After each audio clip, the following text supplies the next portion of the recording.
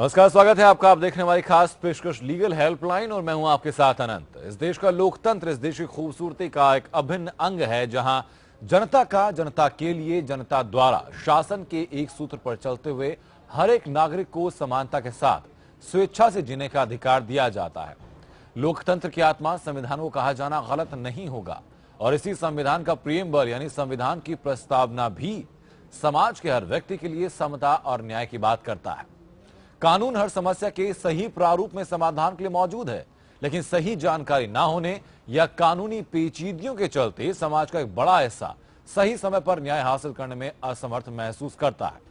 और इसी अंतर को खत्म करने के लिए इंडिया लीगल रिसर्च फाउंडेशन की इनिशिएटिव लीगल हेल्पलाइन में हम यहां मौजूद हैं आपके लिए हर कानूनी समस्या में आपके लिए बेहतर और निःशुल्क कानूनी सहायता के लिए। और आज जिस विषय पर आपके सामने हम लोग यहाँ मौजूद हैं, ताकि हर एक रोज एक विषय के साथ आपके सामने हम आते हैं, बेहतर कानूनी जानकारी आपको उसके बारे में देते हैं, कानूनी पहलुओं की चर्चा आपके साथ करते हैं। और आज जिस विषय पर हम बात करेंगे वो है जमानत संबंधी कानूनी प्रावधान क्या है। इससे जुड़े हुए आप हमसे सवाल पूछ सकते हैं। नंबर हमारे लगातार नीचे फ्लैश हो रहे हैं, नंबर पर फोन करके आप सीधे हम तक जुड़ सकते हैं। जमानत से संबंधित आप सवाल से पूछ सकते हैं। इसके अलावा अगर कोई और कानूनी समस्या आपके सामने है तो उससे भी आप हम तक जुड़कर निःशुल्क और बेहतर कानूनी सहायता हमसे ले सकते हैं। और आज एक खास मेहमान हम तक जुड़े हुए हैं हमारे साथ, दिल्ली हाईकोर्ट अधिवक्ता संजीव मनन हमारे साथ है। सर, बहुत स्वागत है आपका। जब हम बेल की बात करते हैं, जमानत की बात करते हैं, तो सर पहले जो सवाल मन में आता है वो ये आता है कि दो तरह के ऑफेंसेस हम लोग देखते हैं, एक बेलेबल होता है, एक नॉन बेलेबल होता है। तो दोनों का मतलब क्या है, कौन कौन से ऑफेंसेस इनको कैटेगराइज किया गया है इन दोनों कैटेगरीज में? ऐसे है, दो तरह के ऑफेंस है, एक बेलेबल है, एक नॉन बेलेबल है। आईपीसी में बेलेबल वो है जिसमें थानेदार को और थाने में ही जमानत ले सकता है, उसे पावर दी गई है कानून में। और दूसरा नॉन बेलेबल है, उसमें सिर्फ न्यायालय ही बेल देगा, उसमें थाने में बेल नहीं दे सकता थानेदार, उसको नॉन बेलेबल कहते हैं जी। लेकिन सर कैटेगराइज कैसे किया गया है इनको? क्या जो सजा का जो साल है उसके हिसाब से कैटेगराइज किया गया है, कैसे किया गया है? 3 साल तक जिसमें सजा का है, मैक्सिमम 3 साल सजा है, उसको बेलेबल ऑफेंस में रखा गया है। जिसमें 3 साल से ज्यादा सजा का है उसमें नॉन बेलेबल रखा हुआ, उसमें वो बेल नहीं ले सकता थाने में थानेदार। जी, ठीक है। जब बेलेबल ऑफेंस की बात करते हैं और थाने से जमानत की हम लोग बात करते हैं सर, तो थाने से जमानत कैसे होती है, प्रोसीजर क्या होता है उसका? वहाँ पे आपको श्योरिटी एक जमानती लेके उसके बेल बॉन्ड देना होता है, वो मुचलका भरना है थानेदार मुचलका भर के उनकी गारंटी लेता है कि अगर कल को जब भी केस की सुनवाई के दौरान इनको आपके स्वर्ग किया गया है, आपने इसको पेश करना है वहाँ पे। जी, ठीक है। इस वक्त झारखंड से रुखसाना हमारे दर्शक जुड़ चुके हैं हम तक। रुखसाना, अपनी बात आप रखें, कैसे आपकी सहायता हम लोग कर सकते हैं? जी सर। जी सर, हमको अर्जेंट में आपसे दो काम था सर। जी, बताएं आप। जी, हमारी बच्ची चली गई है और एक लड़के ने रात के 12 बजे ले गया जी। और उसको जैसे ये दूसरा महीना है 2017 और तारीख है 8 जी, और चली गई सर। और हमने खिड़किया से रिपोर्ट भी डाले तो वो कहीं सुनवाई नहीं करते, बस आए और वो छोड़िया मंजा था। रुखसाना, आपका फोन दरअसल कट गया है, लेकिन संजीव जी, जहाँ तक क्या मुझे बात समझ में आई हुई है कि कंप्लेन होने के बावजूद भी पुलिस की तरफ से बेहतर रिस्पांस हमको नहीं मिल रहा, तो क्या कर सकते हैं? अगर ये पुलिस वाले इनकी बात नहीं सुनते तो ये अपना लिखित में अपना केस कोर्ट में 156(3) में डाल सकते हैं, जिसमें जज साहब डायरेक्शन देंगे कि इसमें हमें 1 महीने जितना भी टाइम देंगे वो इसमें आप कार्रवाई करके रिपोर्ट हमारे सामने पेश की जाए। सीधा हाई कोर्ट में अपना केस डाल सकते हैं? नहीं, लोअर कोर्ट में ट्रायल कोर्ट में, जो भी इनकी कोर्ट वहाँ इनके यहाँ लगती है वहाँ कोर्ट में। यहाँ ये ऑफेंस हुआ है। जी, चलिए मैं उम्मीद करता हूँ रुखसाना को बेहतर सहायता इसके द्वारा मिली होगी। जो हम लोग बेलेबल ऑफेंस की बात कर रहे हैं सर, और जो हम थाने से बेल की बात कर रहे थे, तो प्रोसीजर की हम लोगों ने बात की, लेकिन बेल बॉन्ड कैसे भरा जाता है, उसकी जो जमानत राशि जो होती है वो निर्धारित कैसे होती है, जमानती कौन बन सकता है? जमानत राशि के लिए वहाँ राशि नहीं देनी है, उसमें आप घर के कागज, अपनी गाड़ी के कागज या अपने मोटरसाइकिल की आरसी आप वो दिखानी है कि आपके नाम पे है, और वो वहाँ दिखा के कि आपके नाम है। दूसरा अपना राशन कार्ड और वोटर पहचान पत्र और आधार कार्ड दिखाना है कि मैं यहाँ का रहने वाला हूँ, ये मेरे कंट्रोल में है। जब भी अदालत इसे बुलाएगी मैं इसे कोर्ट में पेश कर दूंगा, ये मेरी जिम्मेवारी है। जी ठीक है, लेकिन वो जमानती सर कौन हो सकता है? क्या कोई एलिजिबिलिटी उसकी होती है? कोई भी मित्र हो सकता है जी, माँ बाप, मित्र, बहन भाई, दोस्त, कोई भी इसका हो सकता है कि उसके पास रहने का और सॉल्वेंस प्रूफ होना चाहिए। जी, इस वक्त झारखंड से मृत्युंजय हमारे दर्शक। मृत्युंजय, अपनी बात आप रखें, कैसे आपकी सहायता हम लोग कर सकते हैं? हाँ सर, ऐसा है ना कि सर केस हमारा काफी पुराना है जी। टाटा स्टील से हमारा कुछ एम्प्लॉयमेंट लेकर के केस चल रहा था। केस मतलब क्या समझिए कि ग्राउंड पे हम लड़ रहा था जी। तो एक चिट्ठी में लिखा था, तो माने महामहिम राष्ट्रपति महोदय जी की तरफ से चिट्ठी निकला आपका इनके पास स्टील मिनिस्ट्री के पास। तो स्टील मिनिस्ट्री जो है मैनेजिंग डायरेक्टर को दे दिया चिट्ठी, उसके बाद कोई कार्रवाई नहीं हुआ। तो हमने माननीय सर्वोच्च न्यायालय के माननीय मुख्य न्यायाधीश को मैंने एक प्रतिलिपि मैंने दिया था। तो वो जो है हमारे पास मैसेज आया कि आपका जो ग्रेवेंस है उसको एक्सेप्ट कर लिया गया है और डायरी नंबर ये है। तो सर डायरी नंबर क्या होता है? साहब, डायरी नंबर ये है कि कोर्ट में आपको जो आपने जो भी लिखा है वो लीगल एड के हिसाब से उसको दायर किया गया है।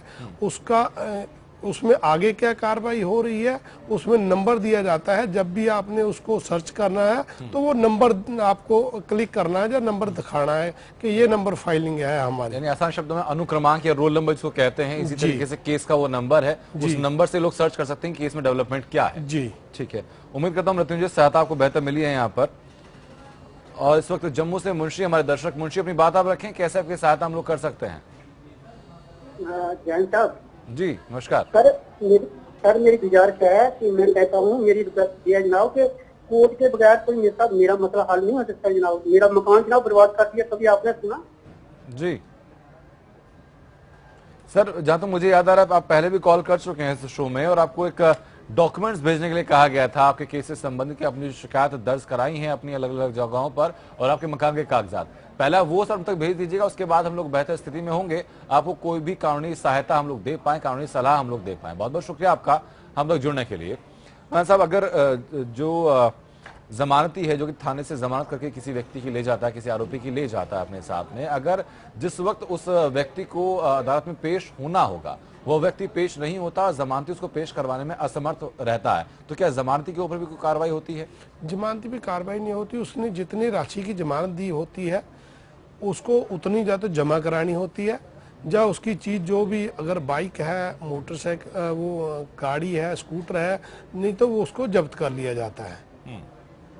ठीक है, तो फिर सर जमानती के पास रेमेडी क्या रहती है, वो क्या करे? जमानती के पास यही है, जो उसको ढूंढ के लाए, जा नया जमानती दे दे कोई, उसका यही है। उसके बाद अदरवाइज तो उसको जितनी जमानत दी हुई है उसको उतने पैसे जमा कराने हैं कोर्ट में।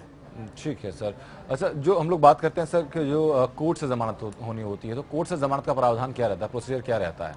कोर्ट में पहले एप्लीकेशन दायर होगी, एप्लीकेशन दायर होने के बाद वहाँ बहस होएगी। बहस के बाद जज साहब को अगर लग रहा है, जज साहब को दिखे कि ये इसका अब इन्वेस्टिगेशन कंप्लीट हो गई है, इसको जेल में रखने का कोई पर्पज़ नहीं है, और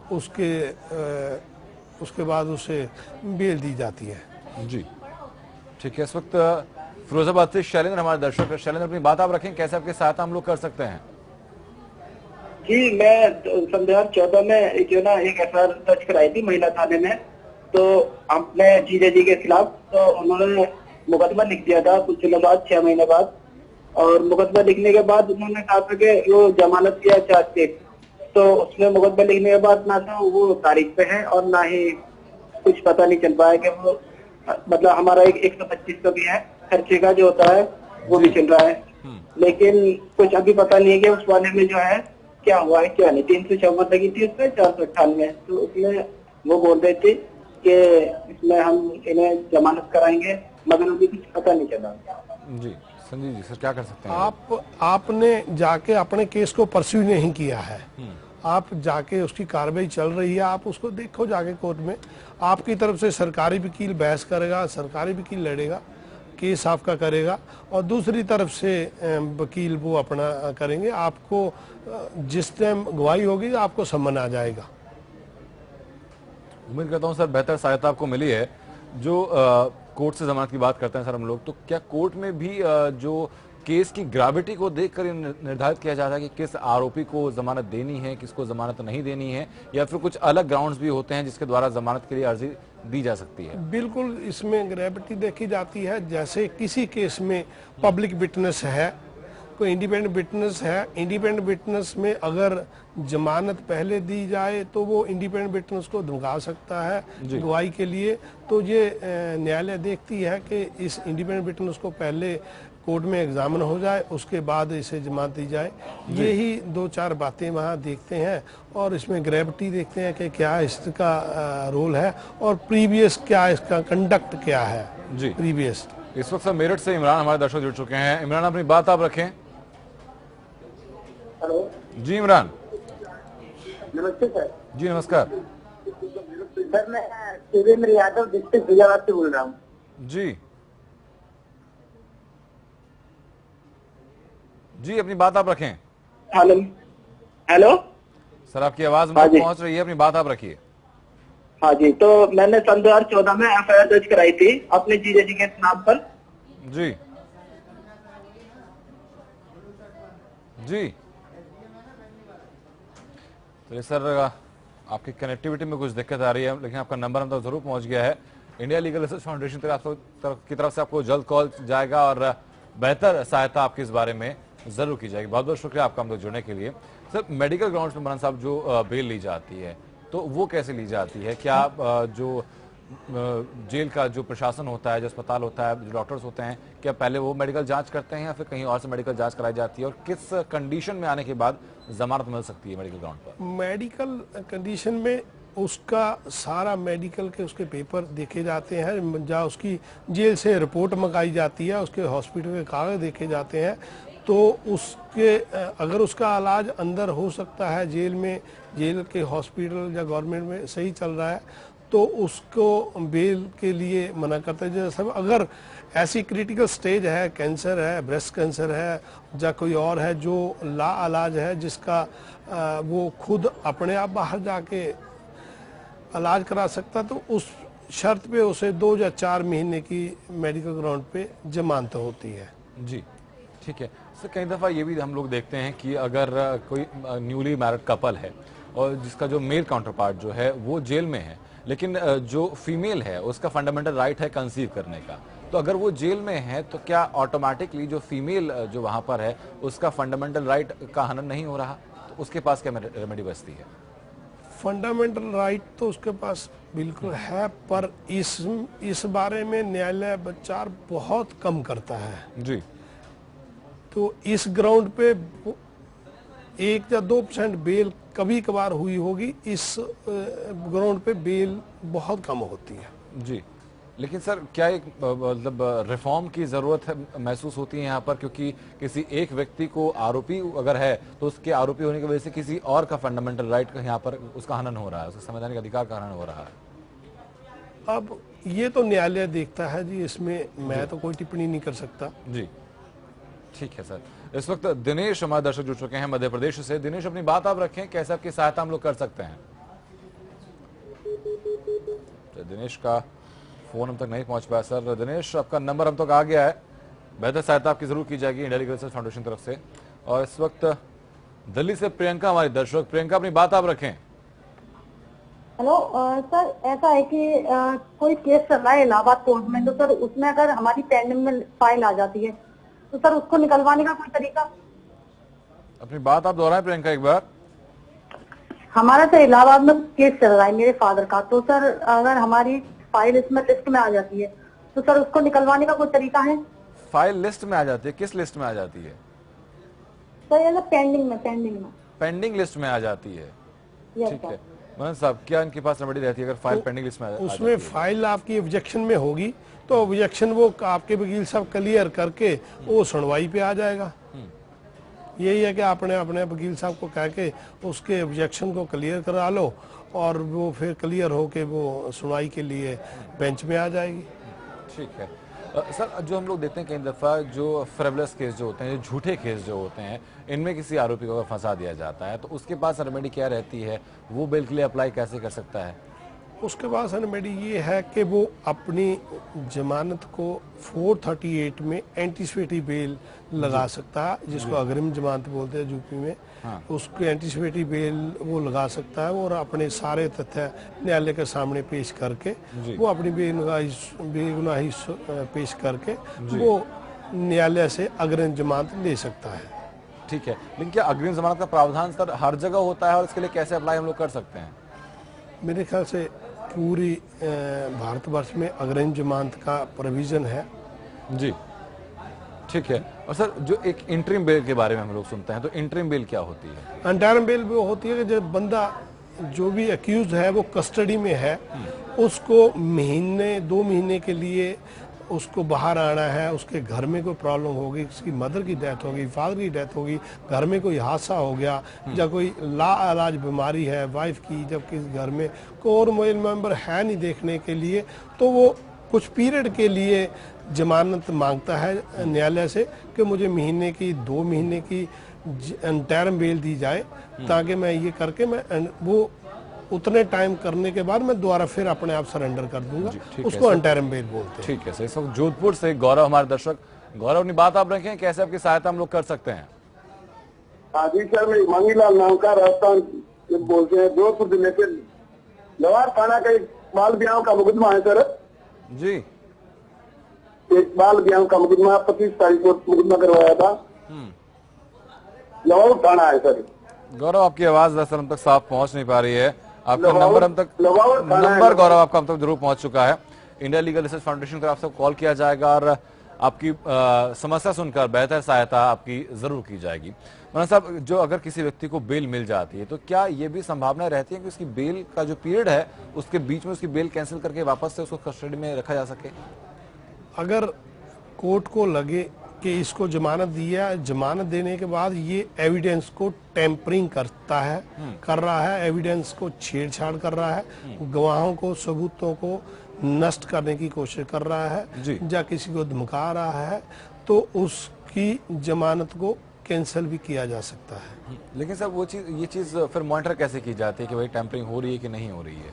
वो उसकी कंप्लेनेंट साइड या पुलिस उसका आईओ वहाँ एप्लीकेशन लगाएगा, एप्लीकेशन लगाने के बाद ही संज्ञान लिया जाता है जी। उससे उसको नोटिस किया जाता है, उससे पूछा जाता है कि क्यों ना तेरी जमानत को रद्द किया जाए। ठीक है सर, और क्या चीजें हैं बेल के बारे में जो आपकी नजर से, अधिवक्ता की नजर से एक आम लोगों को पता होनी चाहिए? एक अभी 406 की बहुत बड़ा वो आया था, उसमें Arnesh Kumar versus state of MP की जजमेंट है। ऑनरेबल सुप्रीम कोर्ट ने उसमें ये कह दिया कि अगर 498 406 का कोई भी केस दर्ज होता है, उसमें आईओ को पावर दे दी है कि आपने सिर्फ लड़के को छोड़ के किसी घर वाले को, किसी को नहीं रखना, एक्यूज नहीं बनाना है, और आपको लगे तो आप लड़के को बिना अरेस्ट किए हुए भी चार्जशीट आप पेश कर सकते हैं। उसको इतनी पावर ऑनरेबल सुप्रीम कोर्ट ने अभी साल भर पहले दे दी है जी। तो ताकि क्योंकि हम लोग देखते थे कि घरेलू हिंसा के जितने भी मुकदमे होते थे उनमें कई दफा झूठे मुकदमे भी दायर किए जाते, तो कई लोग पीड़ित उससे हो जाते थे। उससे बचने के लिए सर ये ऑर्डर दिया गया है क्या? उसी उसमें दिया गया है कि ये जो झूठे केस ज्यादा हो रहे थे 498 406 के, उसमें कि कोई ननद या कोई फैमिली सेपरेट भी रह रही है, वो 200 किलोमीटर 400 किलोमीटर दूर भी रह रहे हैं, तो उसको भी उसमें इम्प्लीकेट किया जाता है कि ननद है, सास है, देवर है, दबरानी है, सास है, सेपरेट रह रहे हैं, उनको करते हैं। दैट्स वाई सुप्रीम कोर्ट ने ये जजमेंट दी है। चलिए ठीक है सर, बहुत बहुत शुक्रिया सर आपका हमसे जुड़ने के लिए, बेहतर मार्गदर्शन दर्शकों का करने के लिए और उनकी समस्याओं में बेहतर सहायता उनकी करने के लिए। जी thank you. India legal research foundation की इनिशिएटिव लीगल हेल्पलाइन का एकमात्र उद्देश्य यही है कि समाज के हर वर्ग के हर व्यक्ति को किसी भी परिस्थिति में समान रूप से सही न्याय मिले। और इस बारे में अगर कोई भी कैसी भी कहीं भी दिक्कत आपके सामने आती है, कोई भी अड़चन आपको महसूस होती है कानूनी रूप से, तो आप निसंकोच होकर हम तक जुड़ सकते हैं। हमारी फोन लाइन्स लगातार खुली होती हैं शो के दौरान, और इसके अलावा आप सीधे हम तक अपने केस के कागजात भी भेज सकते हैं। आप तक इंडिया लीगल रिसर्च फाउंडेशन की तरफ से बेहतर और निःशुल्क सहायता जरूर दी जाएगी। नमस्कार।